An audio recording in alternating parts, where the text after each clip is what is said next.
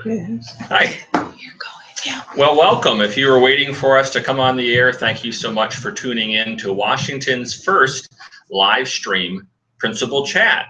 We wanted to offer additional ways for our parents and our community to connect with us, to learn about the great things that are happening here at Washington.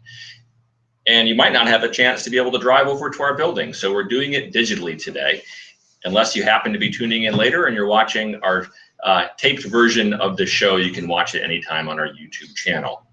So thank you for joining us. We have several staff members here today to do our first live stream to talk about what do the 4 C's look like at Washington. You might have heard that word tossed around in the media, the 4 C's, and wonder, what is the 4 C's? Well, that has to do with communication, collaboration, critical thinking, and creativity, which we have a lot of here at Washington GT. We do that with our staff. Adults are working together, and we're also doing that in the classroom. We're going to have Ms. Sykes, who's our assistant principal, talk about what does the 4 C's look like building wide, and then we're going to have a team of teachers talk about what it looks like in their classrooms. We have kindergarten teacher Natalie Ludwig. We have one of our specialist teachers, Miss Liz Reynolds, and we also have our 3rd grade teacher, Miss Janet Pride. They'll be sharing out in just a few minutes. I expect our show today will run about 25 or 30 minutes. If you want to communicate with us, if you have questions or comments, please email us. You email me at bgrant@wcpss.net. That's B as in Bob, Grant, G-R-A-N-T, at wcpss.net. Or you can send us a tweet at GTWizards1. We'd love to hear from you, your comments or your questions throughout today's show. Obviously, if you're watching this recording, we cannot respond from the recording. All right, I'm going to turn it over to Ms. Sykes. Good afternoon. So I want to talk to you a little bit about collaboration throughout the building. And within collaboration, creativity, and all the 4 C's are all shown in collaboration. So there's the creativity, the critical thinking, the collaboration, and the communication. Thank you for helping me out. So this is a little bit nerve-wracking, but as we do them more, we'll get better at this. So our staff members are encouraged to communicate and collaborate with each other on a daily basis. We set it up through PLTs every Tuesday, where grade levels meet together to talk about student progress, celebrations, barriers that may be preventing learning and successes in the classroom. And in those meetings, it's not just the people that work with each other on the same team. There are the ESL teacher, which that's English as a second language. So those students who may not have English spoken to them as the main language at home. We have the literacy teachers that come in to help support. We have our instructional technology facilitator to help promote and encourage and lead the way with technology in the classroom that support our curriculum.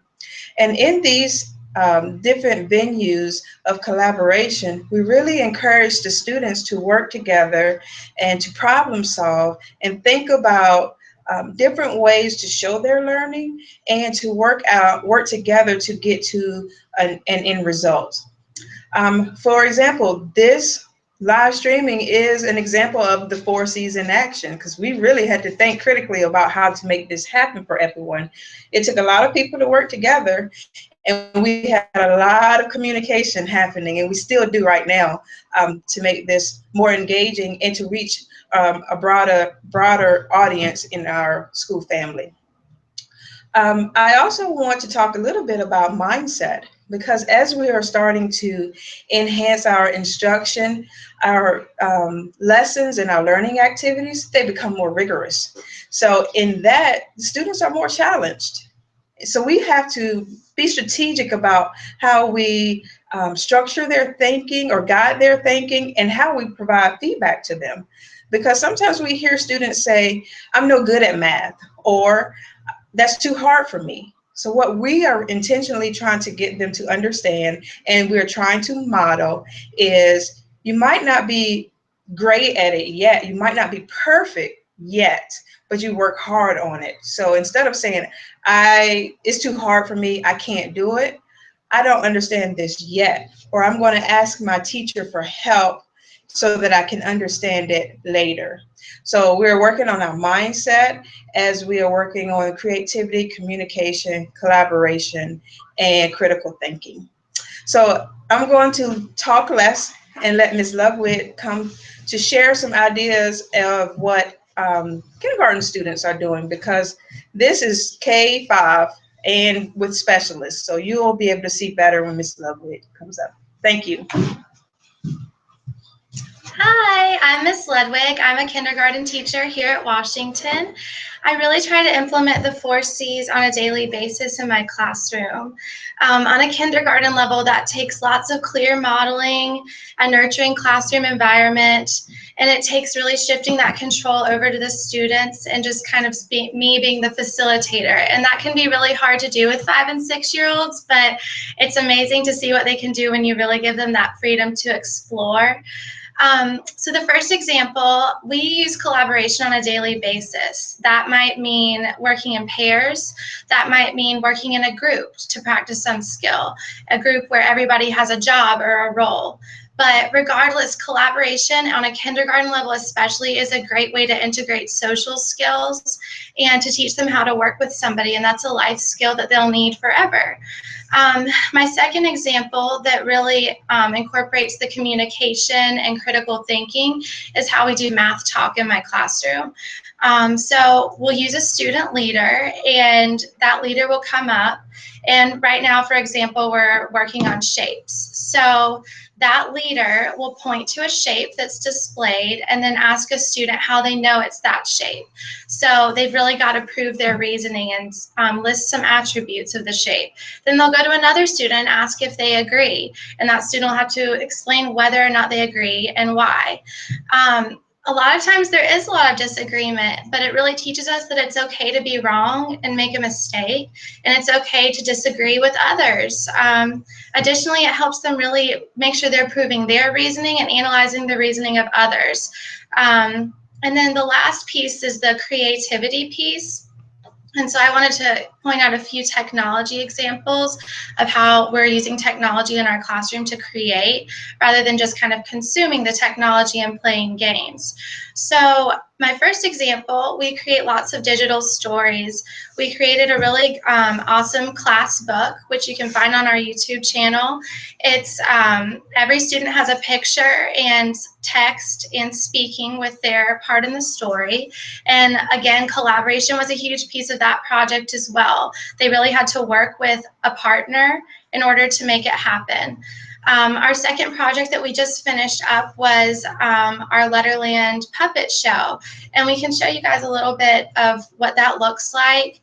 The students got to act out their puppet show in front of the green screen, and then we inserted their backgrounds that they created into the back of it. So we'll watch just a little bit of that on the TV. My name is Danny Apple, and I live by apple trees, and I live right near Mr. A. My name is Bouncy Ben, and I live on a bridge, and my favorite color is blue. Hi, my name is Clever Cat, and I live outside the castle, and I eat cupcakes and I drink coffee. My name is Dippy Duck, and I live in a pond, and dinosaurs, daisies, and ducks are in my sea. My favorite animal is a dinosaur. So in order to make this project happen on the kindergarten level, it took lots of modeling, but it also took lots of work on their part to implement the 4 C's. My last example I want to share, a current technology project that we're working on right now to create.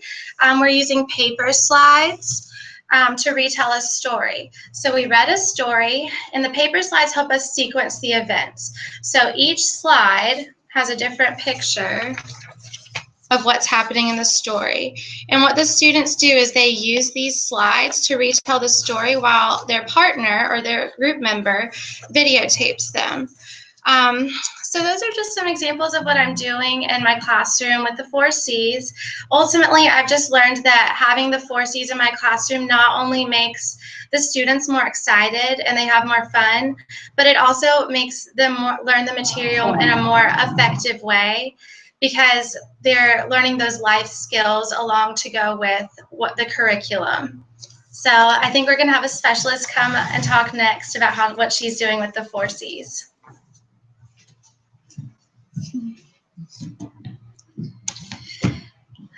Hola, me llamo Señora Reynolds y I'm the Spanish teacher. I teach grades K-5. So like Ms. Ludwig was saying, this looks different for all different levels. At the kindergarten, first and second level, it takes a lot of modeling, like she said. At the third, fourth, and fifth, a lot of the students have a little more flexibility with the programs and the applications they can use to show the 4 C's. So in Spanish class, a big part of Spanish class is learning how to communicate and giving others information through a new language. So one way that we've incorporated communication in the Spanish language learning class is actually a student built a board all about Germany. I also facilitate an online language learning program, and they have been learning German and French and Chinese. So this student wanted to show what she was learning about Germany through her program, and she did research, and she was able to show all this information and facts in a creative way that is maybe a little more challenging or to think of than just an essay about Germany. So it challenged her to think about, how can I communicate what I've been learning about Germany through an online media form instead of as opposed to like an essay. And this kind of thing does really get students excited. As another way that I have been encouraging students to collaborate, which is another one of the C's. Currently we're working on, in my Spanish class, project on body parts, where they have to get together and think about all the body parts they've been learning and how can they teach this to someone else. I think one of the best ways to learn a skill is by teaching it to someone else.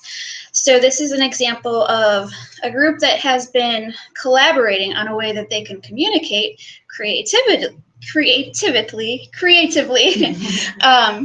on how to teach the body parts. So this is a video that they have been making on their own. It took a little instruction on how to use this application, but it was real intuitive and they learned it quickly. And this is just an example. Los dientes, las nariz, los hombros, lengua, los brazos, los pies, español, los ojos, el estómago, las orejas. So that was all created by the students. Las manos. They, it was their challenge to come up with a way to present and communicate these ideas to someone else in a way that's creative and unlike any other than just getting up and teaching, this is how you say nose in Spanish. What they actually did was took pictures of their different body parts and they communicated them through this online app, which is a great app to use to teach. And they made it look interesting and creative.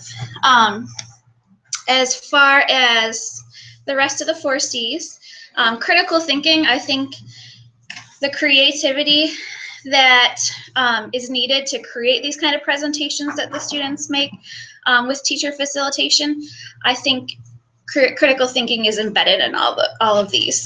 They have to be able to critically think about, how am I going to make a board online that can show what I've learned about Germany that's presented in a manner that people can understand and relate to, and that is clear and that is appealing. So that is one way that involves critical thinking. So as Ms. Ludwig was saying, these 4 skills really all just kind of tie into each other. You can't really have one without the other. And I've just been very blessed to be here at Washington because I've been able to collaborate with other teachers. And as Ms. Sykes was saying, a big part of this is a growth mindset. And I think sometimes as professionals, we come in with a certain mindset, like, oh, that's going to be really hard to have kids do this. So we kind of shut the idea down and we shut it off. But part of being at Washington has really encouraged me to change that mindset and to think about how can I grow as a teacher? How can I really think about what students can do with a little help from me, instead of just kind of, thinking about what they can't do or what might be difficult. Well, what's a way that I can get them to learn these skills? And we have an awesome tech person here. She's behind the scenes right now, who I collaborate with a lot for the 4 C's, and she has really challenged me to change my mindset as well. So it's a blessing to be here, and I think, yeah, the 4 C's are great, and I'm excited to use them.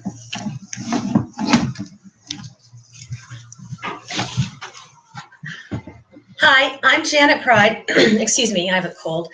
And I teach 3rd grade at Washington, and I'm just really excited to be here as well, because not only are the 4 C's expected to be taught in the classroom, but we embody them as a team of teachers, and we're constantly collaborating with each other and making each other sometimes go out of our comfort zone to try new things, which is so important. We need to model that risk-taking to our students so they can then realize that we all take risks and we all have to try new things, and sometimes it's not fun, or it's not easy. Let's just say it's fun, but it may not be as easy. So let me talk a little bit about what I'm doing in my classroom. This summer I was fortunate enough to be a Keenan Fellow, and I got to spend some time in a company called Plygem that is a business supply manufacturer, and that might sound kind of boring, but basically they are looking at new innovative ways to make building supplies out of recycled materials. They might look at the automotive industry to look at new fabrics that might be coming along the line that can help the building materials. So it's definitely thinking outside the box and working with people not only just in their industry, but around different industries. So that got me thinking about a Genius Hour, which was started by Google a couple years ago. And in the real world, in the business world, Google is the Genius Hour is you get an hour a week to explore what you want to explore in any way you want to do it. Well, that was just a little too much to unleash on 3rd graders at the beginning of the year. So we created a guided Genius Hour. And that was for the kids to experience collaboration, creativity, critical thinking, and communication in a more structured way, instead of just letting it all kind of happen, hopefully, the right way. So we were learning the human body, and I took the projects, a variety of projects around the human body that the kids could then use to show their knowledge. And I had some ideas, like a poster. Another one was, a song and dance. Another one was, I can't even remember. But then this one group of boys kept going over in the iLab to the Legos. And they just wanted to do Legos. And I'm like, wait a second, Legos have nothing to do with the human body. And they just wanted to build a fire truck with Legos. I'm like, no.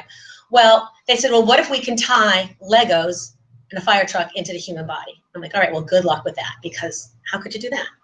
Well, they did it, and they blew me away. They blew away Mr. Grant and Miss Tuttle, because these boys were so excited about building a fire truck with Lego that they actually talked about the paint was like the skin, and the engine was like the heart, and the wheels were like this, and the arm would telescope out like your arms do and to reach things.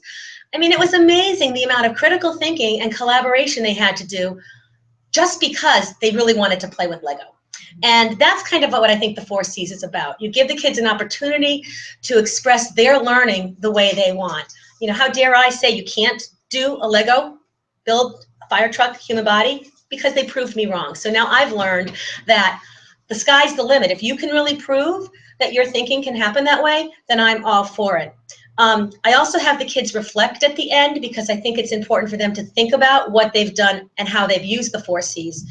The 3 questions we ask now are, what did I do? What did I learn? And what questions do I have? And so the kids respond to that at the end to kind of facilitate the discussion of, are we doing the 4 C's and are we actually learning something? Recently, I had a video of my class talking about the 4 C's and how they know what they're doing. I think it's important for us to point out as teachers and parents, you are collaborating now, because kids may not know that that's a collaboration, or if there's a disagreement, how to work around that. We need to model those skills, and then the kids can then see their experiences through us, and then they can actually reflect on what they're doing. So we're going to show a brief clip of my third graders talking about the 4 C's. How that included the 4 C's. What are those things called the 4 C's? What are they? They are Creativity, collaboration, critical thinking, and communication. And do you think we used those 4 C's when we were doing our 3 Little Pigs moving to Hamlet? Yes. Think about creativity. Who can share one way that it was a very creative project to do? Cavania? Like, we took out all the important stuff. Like, the pigs had to be warm because it's really cold in the mountains. And we made the house to support all the important stuff. So we had to figure out what was important and be creative about how we put our houses together, because we needed to make sure that the pigs could stay warm in the mountains. Right? So I want to think that was a creative way for using the project? Yes. What about collaboration? How do we collaborate? How do we collaborate? Vishwa? We didn't argue or anything. Like, if someone wanted to put a bush and then someone wanted to put a tree there, they're like communicating. Like, so I can put the tree here and you can put the bush there, like that. So you try to come to a solution where everybody could feel like they had a win-win, right? That they had some way of being happy at the outcome. What about critical thinking? How do we use critical thinking? What's critical thinking? That means how did we think different, or what did we have happen for critical thinking? Sam? We had to use critical thinking because we had to think about what would the mountains be like and what materials would we be able to reach in the mountains. That was a good part. So as you can see, the kids actually know when they're thinking critically, and I think it's important to ask them and to have them reflect on what it did. The whole thing about the bush and can I put a bush there, those arguments happen constantly, and the kids are learning how to share their views and how to import their knowledge and kind of work out those, not really arguments, but those critical thinking moments of collaboration. So that's how we use it in the 3rd grade. Well, it was great hearing from all these fantastic educators we have here at Washington. You know, we're a gifted and talented magnet school. People sometimes say, what does gifted and talented mean? But it really comes down to how do we nurture and develop gifts and talents that people have or might not know they have. And as Ms. Sykes talked about earlier, a lot of that is about mindset, exposing yourself to new things, being a believer that I can, not that I can't. And at Washington, our staff is incredible about scaffolding learning, which means providing support so all kids can be successful.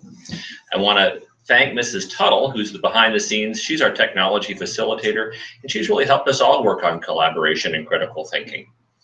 I've got some questions for you. How can you, as parents, help facilitate the 4 C's at home? You're thinking about ways that you can be facilitating the communication, the critical thinking that you do. Also, do you have any questions for us while we're live? If you do, you can email me. Yeah, that's one question. Oh. All right, so the question was, how can parents use the 4 C's at home? Is there any staff member that wants to take a whack at how we can integrate or think about doing that at home? All right, I'll take a whack at it. I think one piece is when we think about communication, I'm communicating with you now, but I'm doing it in a different way. So we're doing the live stream approach as opposed to the old part of bricks and mortar. You come into a building, you sit down, you listen to me. What are other ways that I can spread my message? Think about with your own child as far as communication. If you're wanting a child to communicate or learn, do you have an iPad at home or do you have a phone at home? If you're out in a nature walk, can you be taking some different pictures, clicking those, saving those, doing some research, or using those pictures to help create maybe a story about what you're learning about? Or even if you're at a sporting event and they're at a sibling sporting event, how can you use some of the technology that you have to capture that and to share that information out with family and friends? Also think about the writing component, because we talk about kind of high-tech things such as this computer to live stream to you, but we also have some pretty low-tech devices such as pens and pencils, and they're just as important for communicating our thoughts. So when we talk about the communication component, how do you as a parent help support your child at home with the writing component, helping them to frame their ideas, think about what is the key topic or main idea that I have, how do I express that in a short paragraph or a longer written piece? Ms. Sykes. I think another way that parents can help the students at home with the 4 C's is talk about or help facilitate the creativity portion. Students bring home homework, projects, things that they work on long term.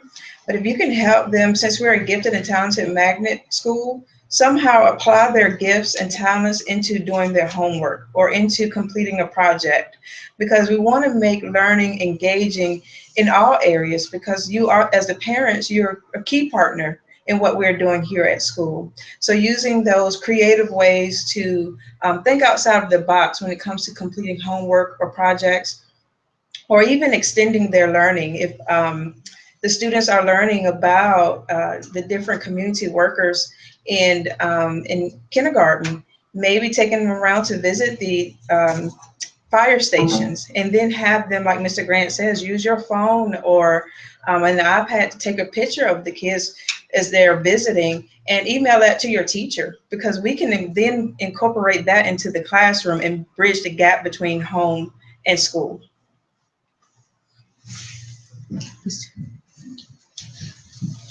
Do you have any other tweets or emails that you want to send us with any questions before we wrap up? Well, great. Thank you so much for joining us today for our first live streaming. If you have other suggestions for topics that you think would be helpful for us to communicate through our principal chats, please send me an email at bgrant@wcpss.net or send us a tweet for what you'd like to learn about or how you'd like to be best informed. Thanks again for tuning in today.